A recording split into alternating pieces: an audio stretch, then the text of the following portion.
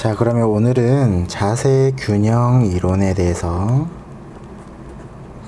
좀 더 깊게 들어가 보도록 하겠습니다. 자세 균형 이론은 잘 알고 계시는 부정렬 증후군 그리고 불균형 증후군이라고도 말을 하는 이런 이론과도 아주 밀접한 연관을 가지고 있습니다. 우리가 지난번에 사람 몸에 병원에 갔더니 등이 아파서 병원에 갔더니 등이 이렇게 휘어졌어요. 측만증이 있어요. 허리가 아파서 병원에 갔더니 허리가 좀 굽었네요. 디스크가 튀어나왔네요. 이런 진단을 받으신 적이 있죠.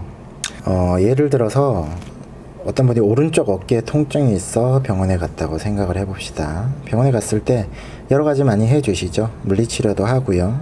한의원에 갔으면 침도 맞을 수 있겠고 주사를 맞는 경우도 있고 운동도 시켜주고요. 여러 가지 치료가 있는데 치료를 받고 나면 그때뿐이고 또 시간이 지나고 나면 하루 이틀 지나고 나면 다시 일을 하면 또 통증이 이렇게 시작되는 경우가 많이 있어요. 그래서 병원에 또 가보면 많이 써서 그랬습니다 라는 또 과사형 증후군을 얘기를 하죠. 그런데 우리가 말하고자 하는 거는 이런 통증이 왜 계속 지속되느냐, 아까 말씀드린 등이 이렇게 굽었을 때 상체는 이렇게 기울어질 수밖에 없겠죠. 그러면 어깨 관절의 간격이 좁아지기 때문에 고장이 나는 거예요. 통증이 발생하는 겁니다. 마찰이 생기고 임핀지먼트 신드롬이라고 하는 찝힘 증후군 또는 여러 가지 어깨에 그런 병변들이 생겨나는 거죠. 그런데 여기만 치료한다고 과연 어깨가 좋아질까요? 이 휘어져 있는 구조를 먼저 바로 세워야 되겠죠. 균형을 먼저 회복해야 통증이 생기지 않는다는 것, 그리고 망가지지 않고 오래 쓸 수 있다는 것 오늘 말씀드리고 싶습니다. 자, 그래서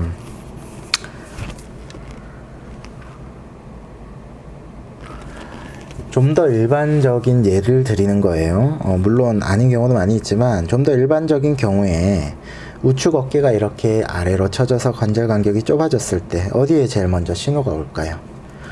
목 어깨에 연결되어 있는 상부 승모근 부분에 먼저 신호가 오게 됩니다. 뻐근하고 아파요. 그래서 항상 일하다가 틈만 나면 손을 여기에 얹고 주무르기도 하고 두드리기도 하고 아이고 어깨야 라고 하죠. 근데 병원에 가보면 마찬가지로 이쪽 근육이 많이 긴장이 돼 있거든요. 뭉쳐 있어요. 그래서 여기를 열심히 풀어주시는 분도 있고 초음파나 체외 충격파 등으로 이렇게 문질러서 해결해 주시는 분도 있죠. 근데 이게 원인이 아니라는 거죠. 이쪽이 내려가 있고 이쪽이 올라가 있기 때문에 상대적으로 더 짧아지는 부분은 이쪽이에요. 그런데 왜 이쪽을 계속 손을 대게 되고 통증을 느끼게 될까요? 그 이유는 목에서 어깨까지의 거리가 멀어지고 팔이 목에 매달려 있는 형상이 되기 때문에 이쪽 근육이 늘어나서 아픈 거죠. 늘어나서 아픈 부분은 절대 건드리면 안 됩니다. 여기는 마사지를 받거나 어떤 조치를 취했을 때 그때는 시원하고 편해지지만 시간이 지날수록 엄청나게 굳어버려요. 그래서 이쪽을 절대 풀어주는 것이 아니라 상대적으로 짧아져 있고 긴장돼 있는 왼쪽의 상부 승모근 또는 견갑거근 쪽을 이완시켜서 이쪽 어깨를 내려주는 것, 그래서 이쪽 어깨를 끌어올려주는 것이 해결책이 될 수도 있겠죠. 그럼 이걸로 해서 끝날까요? 아니죠. 아까 말씀드린 대로 등이 휘어있고 허리가 굽어있기 때문에 이것도 같이 해결을 해줘야 되죠. 자, 그러면 이거의 근원을 한번 찾아가 볼까요? 일반적인 경우로 말씀드리면 이런 오른쪽 어깨에 하강, 부정렬이 있으신 분들은 좌측 골반에 하강이 있어요. 일반적인 경우로 말씀드리는 거고 반대의 경우나 또 다른 경우도 있습니다. 자, 이럴 때 보통은 왼쪽 다리가 많이 짧아진 상태가 됩니다. 자, 그러면 어떤 현상이 일어나는지 다시 한번 보시도록 하시죠. 자, 좀 다른 얘기를 하자면 여러분 캠핑 좋아하시나요? 캠핑을 가시면 텐트 치죠. 텐트나 타프를 칠 때 먼저 기둥, 폴대를 놓고 좌우에서 끈으로 잡아 당깁니다. 이렇게 당기면 폴대가 아주 잘 서 있게 되죠. 그런데 이 폴대가 누가 지나가다가 발로 찼어요. 그럼 어떻게 될까요? 폴대가 이렇게 좀 기울어지게 되겠죠. 자, 기울어진 결과는 어떻게 될까요? 이쪽에 묶어놨던 끈은 흐물흐물 이렇게 늘어나게 되고요. 이쪽에 있던 이쪽 끈은 아주 팽팽한 장력을 느끼게 되죠. 자, 그러면 여러분 이런 경우에 있어서 여러분 어떻게 조절을 하시나요? 이쪽이 이렇게 흐물흐물해져 있고 이쪽이 팽팽해져 있으니까 이쪽을 조금 늘려주고 이쪽을 다시 꽉 조아주면 될까요? 아니죠. 그렇게 하시는 분은 없겠죠. 폴대를 먼저 이렇게 세워 놓고요, 거기에 맞게 장력을 다시 조절을 해야 되겠죠. 사람 몸도 마찬가지예요.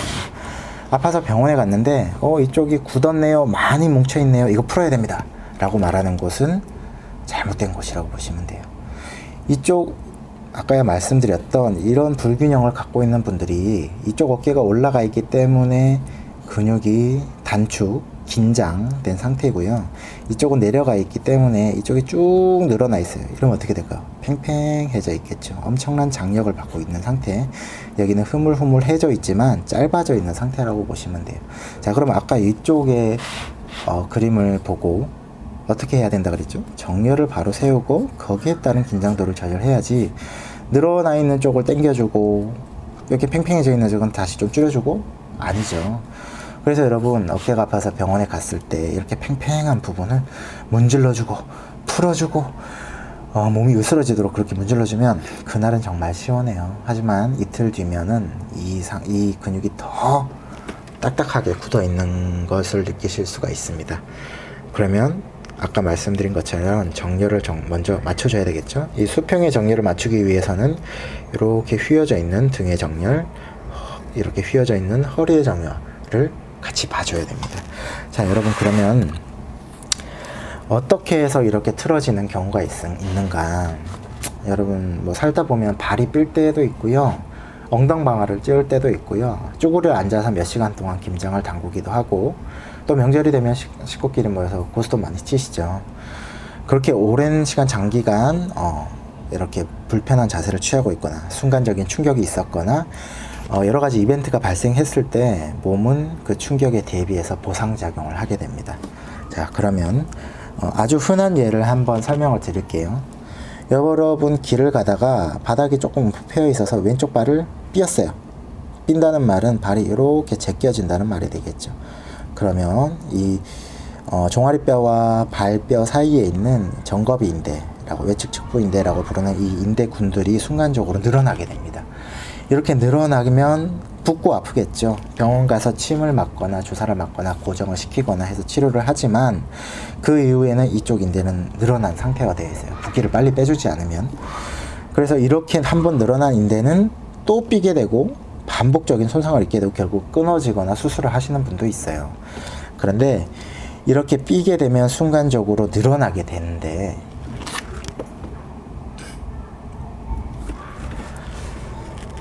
그러면 이쪽 발이 반복적으로 삐는 이유, 반복적으로 다치는 이유를 뭐 몇 가지 가설로 설명을 하고 있기는 해요.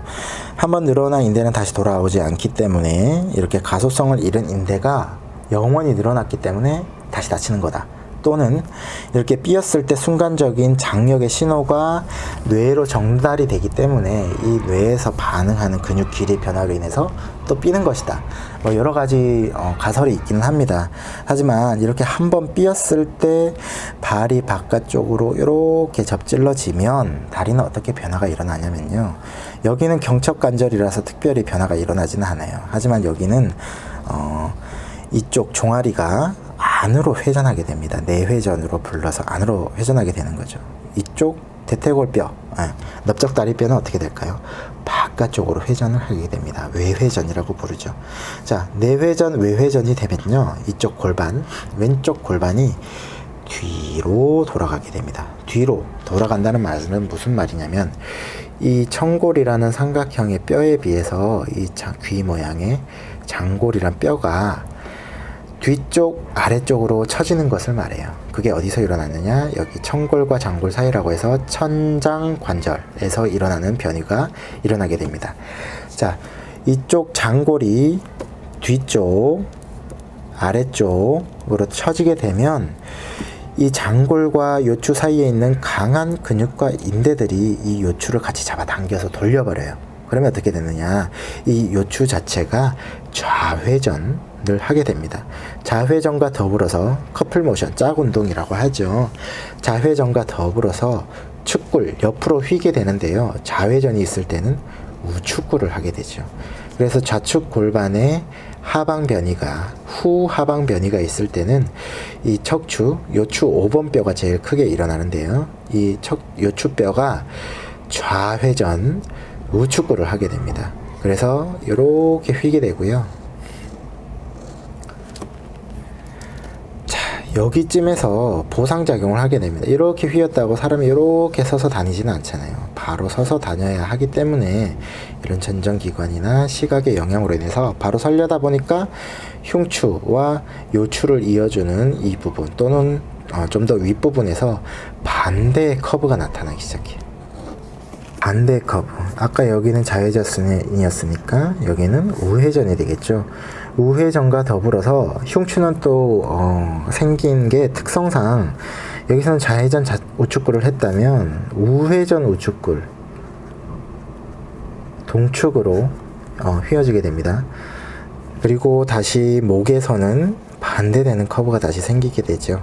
이것도 역시 보상작용으로요. 그러다 보니까 밑에서부터 보시면 다리는 회전돼 있고 골반은 처지고 이쪽 어깨에 처지고 고개에서는 다시 반대쪽 커브가 생기면서 고개도 다시 이렇게 처지게 되는 거죠. 그래서 보시면은 다 보상작용으로 인해서 경사가 반대로 나타나게 돼 있어요. 이쪽 다리가 짧으니까 이런 경사가 나타나게 되는 거죠. 자, 이런 불균형이 어떤 기전으로 정확하게 일어나는지 각 관절의 링크들은 다음 시간에 한번 알아보도록 하고요. 오늘은 이런 대략적인 모습을 보시고 이렇게 몸이 틀어지는구나 라고 보시면 되겠습니다.